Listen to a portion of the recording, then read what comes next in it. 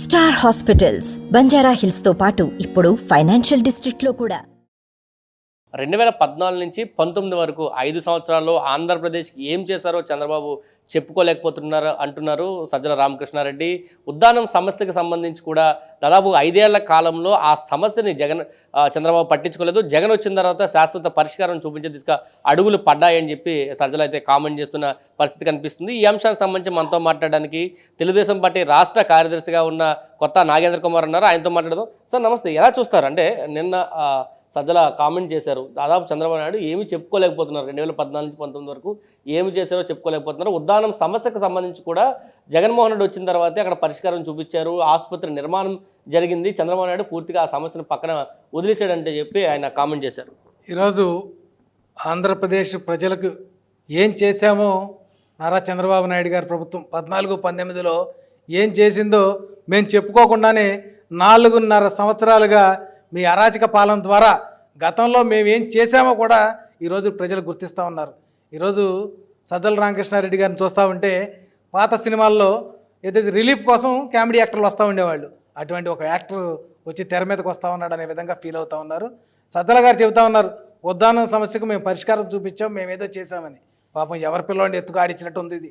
ఏదైతే ఉద్దానం సమస్య అయితే ఉందో 1994 కాలంలో ఈ సమస్య ప్రారంభమైనప్పుడు అప్పుడు ముఖ్యమంత్రిగా ఉన్న చంద్రబాబు నాయుడు గారు అప్పటికే తాను ముఖ్యమంత్రిగా ఉన్న 2004 వరకు కూడా వారి సమస్య మీద ఒక అవగాహనతో వారికి అంటే సమస్య ప్రారంభ కాలంలోనే దీనికి ఒక దాని ప్రయత్నాలు ఆయన చేయడం జరిగింది. తర్వాత కాలంలో 2004 తర్వాత ఏదైతే మీ నాయకుడు ఉన్నాడో మీ నాయకుడు తండ్రి ముఖ్యమంత్రి అయిన తర్వాత ఉద్దానం దాటి వెళ్ళిపోయి బరియల్ గ్రౌండ్లోకి వెళ్ళిన పరిస్థితి. అలాగే 2014 తర్వాత నారా చంద్రబాబు నాయుడు గారు ముఖ్యమంత్రి అయిన తర్వాత అక్కడి స్థానిక శాసనసభ్యుల కోరిక మేరకు అక్కడ హాస్పిటల్ ఏర్పాటు చేయడం కానివ్వండి, ఒక ప్రివెంటివ్గా వారికి వైద్య సహాయాలు అందించడానికి చేస్తూ ఉంటే అప్పుడు నువ్వు ప్రతిపక్ష నాయకుడిగా మీ నాయకుడు ప్రతిపక్ష నాయకుడిగా ఉన్నాడు ఉంటే ప్రజలు మీ దగ్గరికి రాలేదు. అప్పుడున్న పవన్ కళ్యాణ్ గారి దగ్గరికి వెళ్ళి ఉద్దానం ప్రజలంతా గొడవ చేస్తే పవన్ కళ్యాణ్ గారు ఆనాడు ముఖ్యమంత్రిగా ఉన్న చంద్రబాబు నాయుడు గారిని కలిస్తే భారతదేశంలోనే కాదు విదేశాల నుంచి కూడా డాక్టర్లను తెప్పించి దాని మీద రీసెర్చ్ చేయించి ఉద్దానంలో ఎందుకు సమస్య వస్తుంది, దానికి మనం ఏ విధంగా చేయగలం, దాని రెమెడీస్ ఏంటి అనేది కనుక్కోవడం కోసం విదేశాల నుంచి కూడా రీసెర్చ్ చేయించిన తర్వాత వారికి ఏం కావాలనేది ఆ రోజు ఏర్పాటు చేయడం జరిగింది. కిడ్నీ బాధితులు కానివ్వండి వాళ్ళకు కూడా పెన్షన్ ఇచ్చిన కాలం కూడా ఆ రోజు పెన్షన్ కూడా ఇవ్వడం జరిగింది. అట్లాగే వారికి కావాల్సిన వైద్య సహాయాలు అందజేయడానికి అప్పటి వరకు ఉన్న పరిస్థితుల ప్రకారం అన్ని చేయడం జరిగింది. అలాగే ఈరోజు మీరు రంగులేసి ఓపెన్ చేసామని చెప్తున్న ఉద్దానంలో జరిగిన ప్రతి కార్యక్రమానికి కూడా పునాది వేసి 75% 14 నెలల్లో పూర్తి చేసిన ఘనత నారా చంద్రబాబు నాయుడు గారిది. 4 సంవత్సరాల 7 మాసాల కాలంలో మీరు చేసింది 20% పనిచేసి దానికి రంగులేసుకుని మేము లేకపోతే మీరు ఏదీ లేదన్న విధంగా మీడియా ద్వారా పబ్లిసిటీ చేసుకుంటున్నారు. కానీ అక్కడ ప్రజలకు తెలుసు ఇది తొలి అడుగు ఎవరేశారో దీన్ని ముందుకు తీసుకెళ్ళింది ఎవరో కూడా అందరికీ తెలుసు. ఇది నారా చంద్రబాబు నాయుడు గారి వల్ల మాత్రమే ఉద్దానం బాధితులు ఉన్నారో వారందరి కళ సాకారమై వారికి వైద్య సేవలు అందే విధంగా కూడా ఈరోజు వచ్చాయంటే అది కేవలం నారా చంద్రబాబు నాయుడు గారు దూరదృష్టితో చేసిన అది కూడా చెప్పొచ్చు. అలాగే ఇంకోటి చెప్తా ఉన్నారు సజ్జల రామకృష్ణారెడ్డి గారు 14-19 కాలంలో నారా చంద్రబాబు నాయుడు గారు చేసింది చెప్పుకోలేకపోతా ఉన్నాడు. మేము చెప్పుకోవడం ఏంటి రామకృష్ణారెడ్డి గారు, ప్రజలు చూస్తూ ఉన్నారు, మీ నాయకులు చెప్పుకుంటా ఉన్నారు. ఒకటే చెప్తా ఉన్నాం, ఈరోజు మీ నాయకుడు కూర్చునే అసెంబ్లీ కానివ్వండి, మీ నాయకులు కూర్చునే సెక్రటరియట్ కానివ్వండి చంద్రబాబు నాయుడు గారిది కదా. అలాగే మీరు నడుస్తూ వస్తూ ఉంటే మీకు కొండవీడు ఎత్తిపోగలు కనపడుతుంది, అది చంద్రబాబు నాయుడు గారిది కదా. పోలవరం ఆలస్యం అవుతుందని ప్రజలు ఇబ్బంది పట్టకుండా ఉండటం కోసం కట్టిన పట్టిసీమ చేసింది నారా చంద్రబాబు నాయుడు గారు కదా.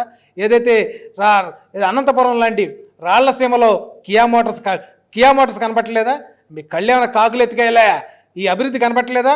ఏదైతే తిరుపతిని ఏదైతే సెల్యులార్ హబ్గా చేసిన పరిస్థితి, అలాగే రాయలసీమ జిల్లాలని ఎలక్ట్రానిక్ హబ్గా ఏదైతే విండ్ పవర్ కానివ్వండి సోలార్ పవర్ హబ్గా మారిస్తే మీరు వచ్చిన తర్వాత మీరు మెడ మీద కత్తి పెట్టి మీకు వాళ్ళు ఏదైతే మీరు పెట్టిన ఆంక్షలు కానివ్వండి మీరు వసూలు చేయాలనుకున్న దానికి వాళ్ళు లొంగకపోతే సోలార్ హబ్ని పారిపోయేలా చేసిన పరిస్థితి మీది. ఈరోజు 20 రూపాయలకో 30 రూపాయలకో కరెంటు కొనే పరిస్థితి మీది. అటువంటి మీరు చంద్రబాబు నాయుడు ఇంకొకటి చెబుతాం, చంద్రబాబు నాయుడు గారు ఏం చేశారా, 45 సంవత్సరాలుగా పులివెందల్లో మీరు మీ తండ్రి గారు కానివ్వండి, ఏదైతే మీ నాయకుడు తండ్రి కానివ్వండి, వాళ్ళంతా మంత్రులుగా ఎమ్మెల్యేలుగా చేస్తే ఇవ్వలేని నీరుని మా చంద్రబాబు నాయుడు గారు ముఖ్యమంత్రిగా ఉండగా పులివెందలకు సైతం తాగునీరు పంట నీరు ఇచ్చిన ఘనత నారా చంద్రబాబు నాయుడు గారిది. ఈ మాట ఎవరైనా చెప్తారు. పులివెందల పోలాంగళ్ళలో అడిగితే చెప్తారు ఇది చంద్రబాబు నాయుడు గారు మాత్రమే మాకు నీరు ఇచ్చారని. ఇంకా మీరు ఏ విధంగా మాట్లాడతారు? ఎంతవరకు ప్రజలను మాయ చేస్తారు? మీరు ఒక్క ఛాన్స్ అడిగి మాయ చేశారు. ఇంకొకటి కూడా చెబుతా ఉన్నాం, ఏదైతే మీరు తొలి రోజు పడగొట్టిన ప్రజావేదిక కూడా నారా చంద్రబాబు నాయుడు గారు కట్టించిందే, కూలగొట్టిన ప్రజావేదిక కూడా.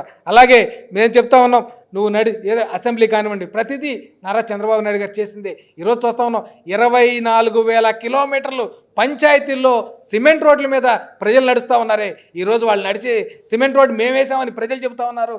4.5 ఏళ్లుగా ఈ రోడ్డు మీద తట్ట మట్టి కూడా వేయలేదు జగన్మోహన్ రెడ్డి అని ప్రజలే చెబుతూ ఉన్నారు. ఎందుకే మీ కర్మ? మీ ఎమ్మెల్యేలు ఇళ్ళకెళ్తా రోడ్ల మీదకి వెళ్తా ఉంటే మిమ్మల్ని తరిమి కొడుతున్నారు ప్రజలు. ఈరోజు మీ ఏదైతే మీ తప్పులు కప్పిపుచ్చుకోవడానికి మాయ చేస్తూ చెప్తా ఉన్నారు. ఇంకొకటి, చంద్రబాబు ఆంధ్రప్రదేశ్కి చుట్టపు చూపుగా వస్తారు. ఆయన మొత్తం కుటుంబం అంతా కూడా హైదరాబాద్లో ఉంటుంది, ఇల్లు హైదరాబాద్లో ఉంటుంది. జగన్మోహన్ రెడ్డి మాత్రమే ఆంధ్రప్రదేశ్ ఇల్లు కట్టుకున్నాడు అనేది కూడా సజ్జల మాట్లాడారు.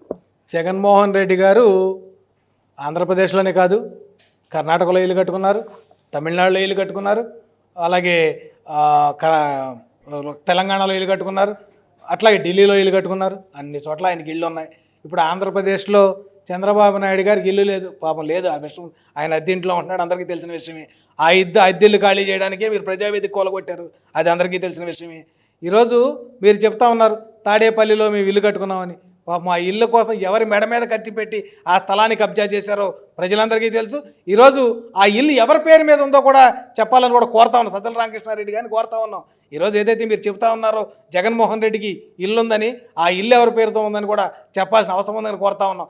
జగన్మోహన్ రెడ్డి గారికి యహలంక ప్యాలెస్ ఎవరి పేరుతో ఉందో చెప్పాలి, లోటస్ పాండ్ ఎవరి పేరుతో ఉందో చెప్పాలి, అట్లాగే ఆయన చెన్నైలో ఉన్న ప్యాలెస్ ఎవరి పేరుతో ఉందో చెప్పాల్సిన అవసరం కూడా ఉంది. ఇది కూడా చెప్తే సజ్జల రామకృష్ణారెడ్డి గారు ప్రజలు మిమ్మల్ని నమ్ముతారు. చంద్రబాబు నాయుడు గారు చుట్టపు చూపుగా రాదు, ఆయనకున్న ఒక ఇల్లు హైదరాబాద్లో ఉంటే అది ఎవరి పేరుతో ఉందో మన ప్రజలందరికీ తెలుసు. ఆయన పెట్టే ఏదైతే ఆయన అఫిడవిట్ ఇస్తారో ఆ అఫిడవిట్లో చెప్తారు. రేపు కట్టబోయే కుప్పంలో ఇల్లు కూడా ఎవరి పేరుతో కడుతున్నారో కూడా ఆయన రిజిస్టర్ ఆఫీస్కి వెళ్తే నకలు డాక్యుమెంట్ తెచ్చుకోవచ్చు. అది చంద్రబాబు నాయుడు గారికి ఉన్న నిబద్ధత. 2019 ఎన్నికల్లో చంద్రబాబుని చెత్తబొట్లేశారు ప్రజలంతా కలిసి.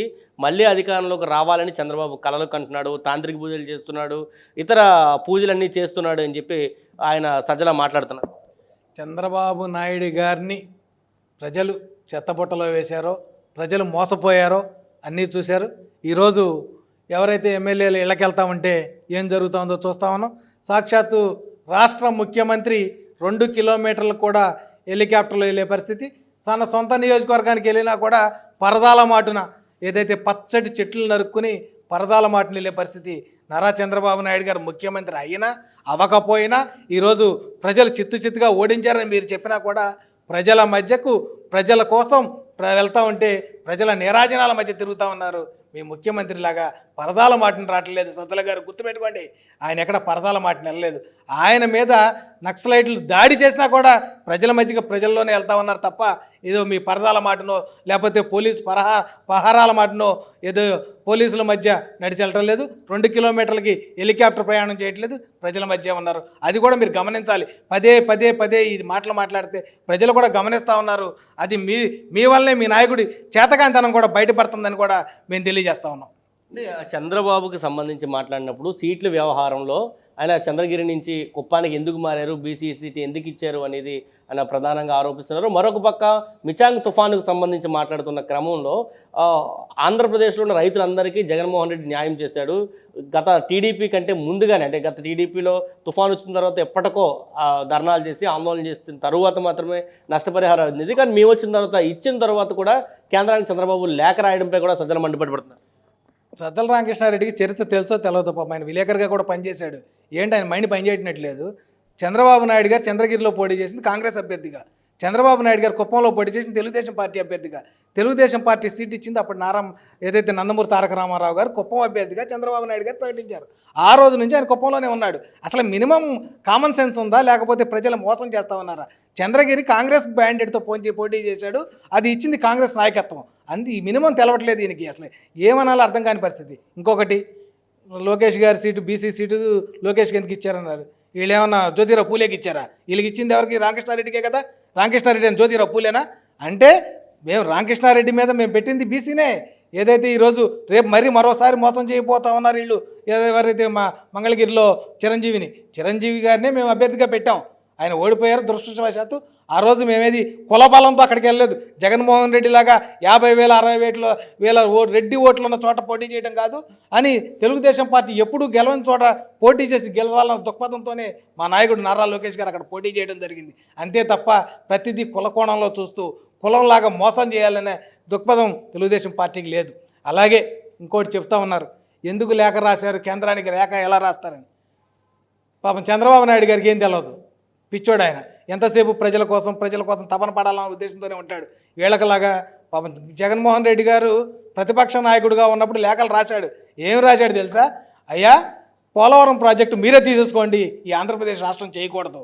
అలాగే అంటే ఇటువంటి లేఖలు రాశాడు. అంటే ఆయనకు ఆదాయ వనరులు చూసుకునే పేపర్లు రాశాడు.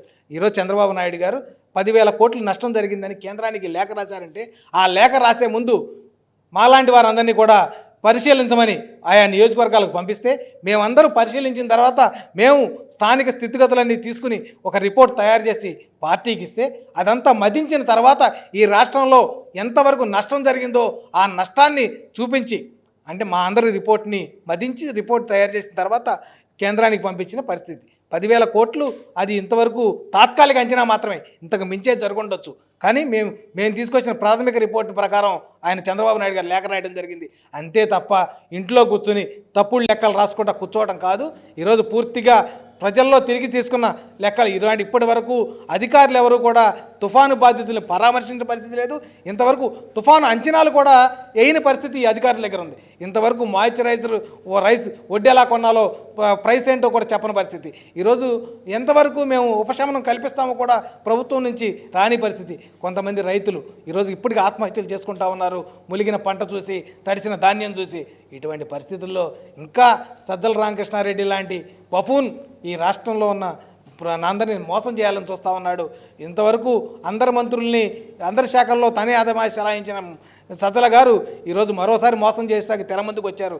ఇటువంటి మాటలు ప్రజలు నమ్మే పరిస్థితిలో లేరు. నారా చంద్రబాబు నాయుడు గారి నిబద్ధత ముందు వీళ్ళంతా తలవంచాల్సిందే. Thank you.